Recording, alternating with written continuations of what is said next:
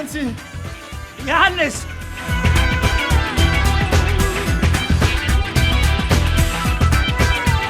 A nam je uspelo izvedeti več, nekaj prič nam lahko potrdi prisotnost češke mafije tudi v Novem mestu.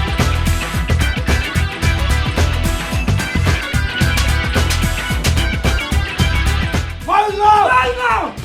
Raus, raus! Ven! Ven!